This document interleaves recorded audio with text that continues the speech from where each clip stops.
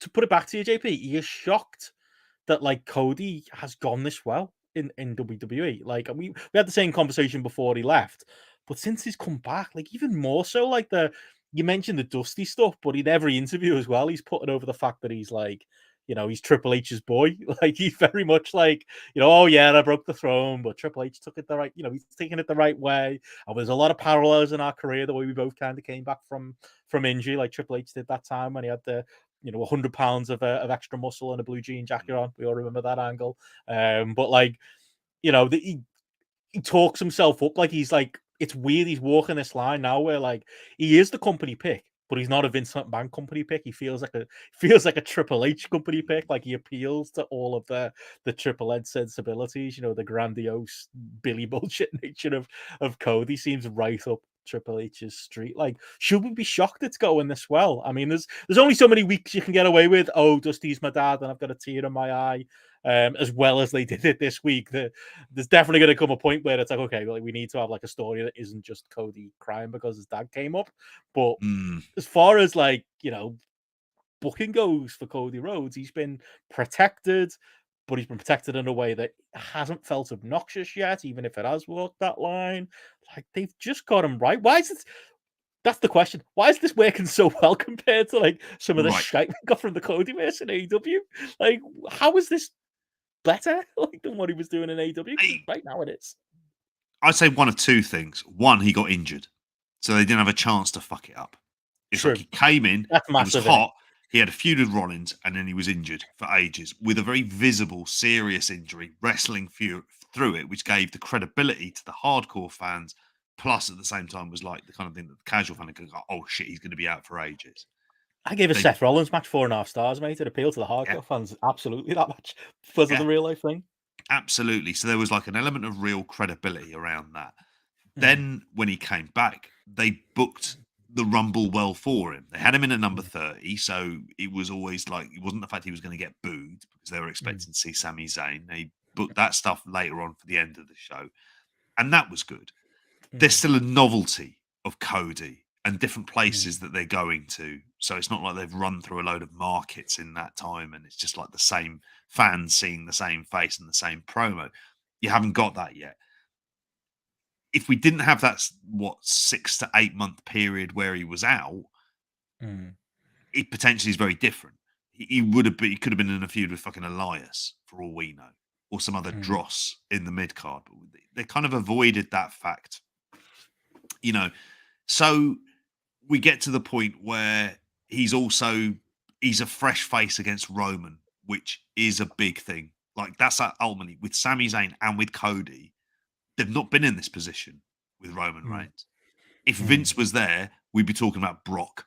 We'd be talking about fucking Brock again. It'd be that type of stuff. And, like that would be like going back onto it. And I think it's an interesting one about Cody never feels like he'll really be Vince's choice. Like he won't be because he ultimately reminds him of his competition, which is what Dusty Rhodes will always be, no matter how many years he fucking well worked for him.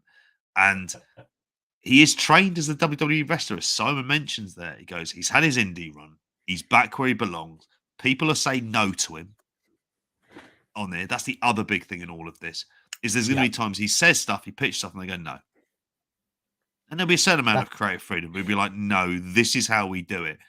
And I don't see him arguing with it. That's why I loved him though. Like I loved because he is a WWE wrestler through and through. He's a Triple H style wrestler more than he is a Kenny Omega style wrestler. Like that was the thing. He used when he got released last time the Bullet Club and the Civil War stuff and ROH and and all of that. He got him with the cool kids, didn't he? And he got himself on being the elite, and he got himself that credibility. Coming off a fucking run as Stardust, and Stardust was bad, but even before that, he's very much a mid card wrestler. Comedy tag team wrestler is kind of what he was with Damian Sandow, like the Rhodes Scholars. Remember that? Like he was just he was really, his stock was at an all-time low. And while he attached himself to the hot indie products, he was still very much a WWE style wrestler, and that's what made him stand out. That's why I loved him. You know, I loved him in ROH. Didn't love him so much in New Japan. He never felt like a good fit there. No. Loved him in AEW despite himself, and this was the problem. You know, he offered something very different from everybody else in the promotion, but he got so siloed off and so isolated from everyone else, you know, that it just, and like you say, his bad ideas weren't getting turned down. You know, saying, "Oh, I'll just never have a world title shot," like, you know, because I'm the veteran. I mean, no, you're not, mate. You're in your early 30s. Shut up. Like, you should be the star right now. You know, nobody stopped him. Tony Khan didn't have maybe the experience to stop him and stop him from himself, you know. And as much as the bad ideas were probably all Cody's when it came to some of the feuds he had, you know, the QT Marshall era and, you know, the Anthony Ogogo stuff. And, you know, there was a point where somebody reminded me on Twitter this week, Brock Anderson had a main event Dynamite match thanks to Cody. Like, he made some very, very odd choices in there. The heel and face stuff, and never forget Brandy as well. You know how awful, you know, she was at a point for him and his character. Like, he's that great example of it. Like we say with Kenny sometimes, of a wrestler being given too much freedom and having no filter for his good or his bad ideas. And I think as much as he works stylistically for WWE, he's probably better off in WWE having now coming from AEW with that confidence of a man who got himself over on the indies, who got himself over on AEW, who knows he's a big deal, you know, the confidence that comes with $1 million look as well, you know, the hair, the suits, all of that stuff, and the entrance and the gear and everything like that. He's kind of perfected all of that. Adds to that the ego that he's got that's kind of grown in him over the last few years. And then you slot him into a WWE system where he seems to have, as a top guy, which inexplicably they've allowed him to be from the start, you know, a degree of control over what he does. It's still within that WWE system where there's only so much control you're going to have, you know, over what you do, even with, you know, with Triple H on side, who probably gives him more leeway than maybe Vince would. He's just in that sweet spot now, isn't it? Where it's like, yeah, this is probably what he should have been in AEW. Probably couldn't have been in AEW with the, you know, with the management structure there. You know, we kind of laughed at, not even laughed at, just we were just shocked at the idea that he'd ever leave AEW for WWE. But at this point, it's like, no, WWE is absolutely where he belongs. I'm sure we'll have this conversation in 4 years when he jumps back and he's the savior Cody again, and he takes AEW back on his shoulders again. He'll get us all back on side.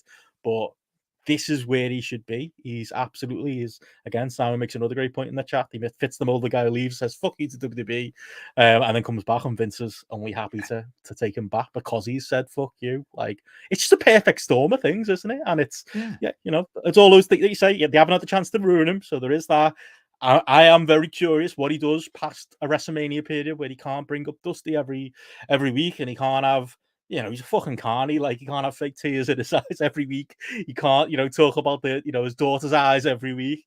He will have to actually get into like some feuds that involve the people he's wrestling, rather than, you know, his constant existential crisis as Dusty's second son.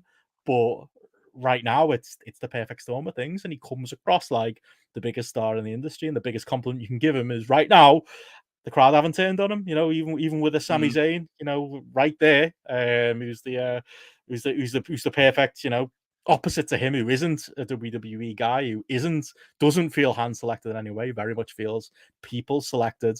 He's still managing to be over and come across like the biggest star in the company. Part of that's the fact that WWE fans haven't got any fight left in them anymore, but also, you know, he's won them over, hasn't he? He's a massive star to those WWE fans who probably didn't even watch AEW, like Matt. Yeah. And I think you know, as been mentioned in the chat, like, he knew what he needed to do, which is turn himself into a headline star, headlining successful pay-per-views, which he's done with good buy rates. Even though like the AEW buy rates have generally improved over that time, especially since when Punk came in and went up like 50,000, frankly. Like, he has proven that he can do that. And I also don't put it past him to think, okay, how long have I got left on this deal? 2 and a bit years. Just need to keep myself going into that last year with an element of doubt about how they're going to book him. Because I always think the big test is they go, right, your babyface run is done. We're going to turn you heel. What does he say?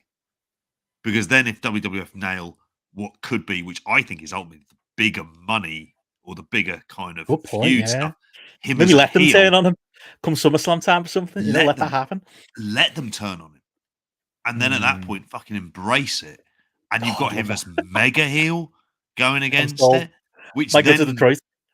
then by default means he'll be a bigger baby face because people will love him as a heel because we kind of know what Like The he'll end Rock. up doing. Like The Rock.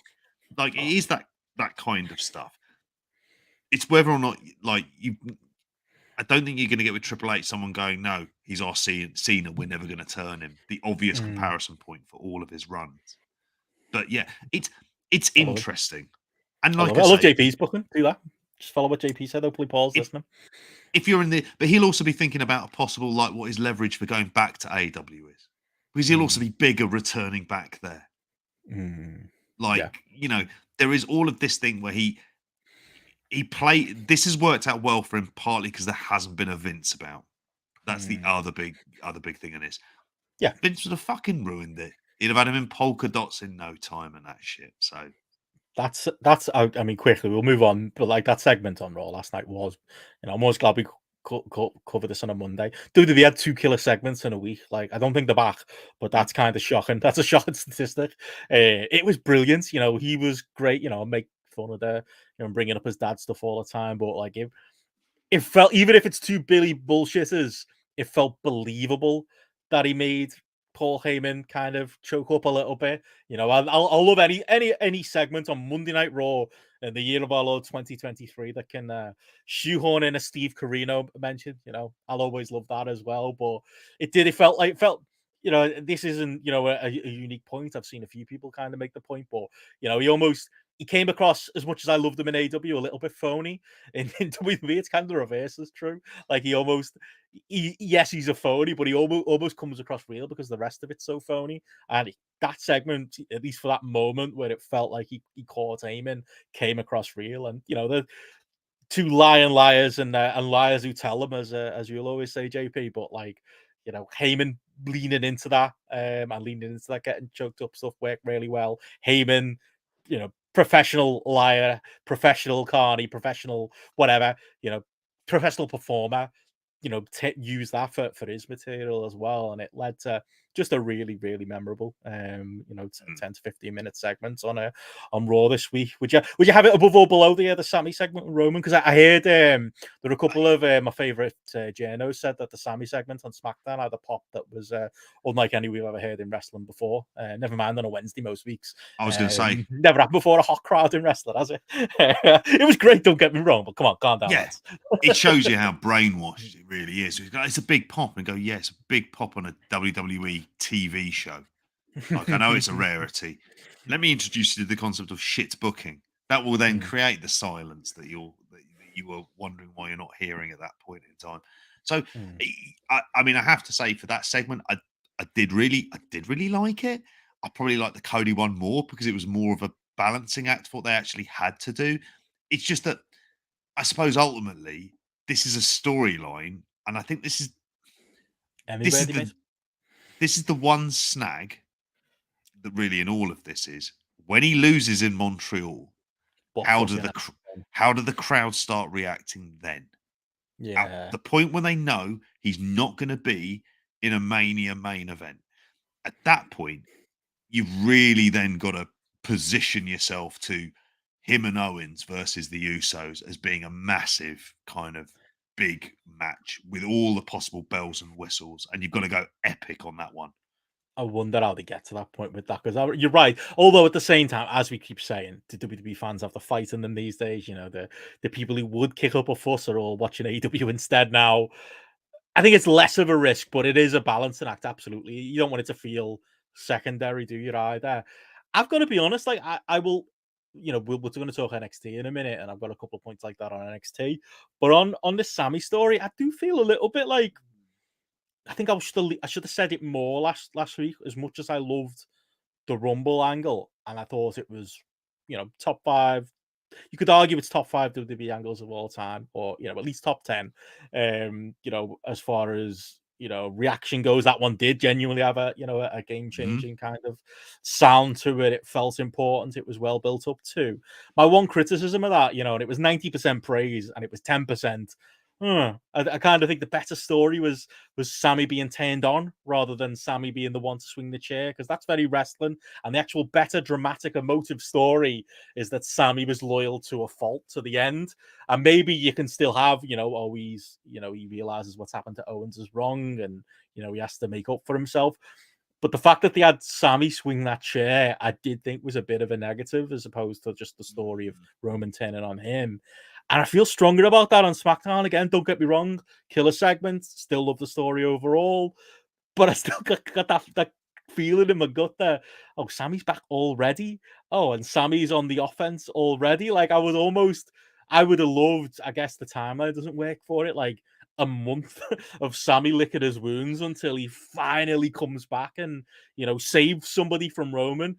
Instead, it's a pro wrestling attack angle. He comes out and he attacks Roman, because of course he does, because he's got to get his revenge. I almost think like something a bit more emotive, something a bit more like it takes a few weeks for him to recover from his, not only the physical side of it, but the betrayal. Is a better story. If anything, it's just a shame.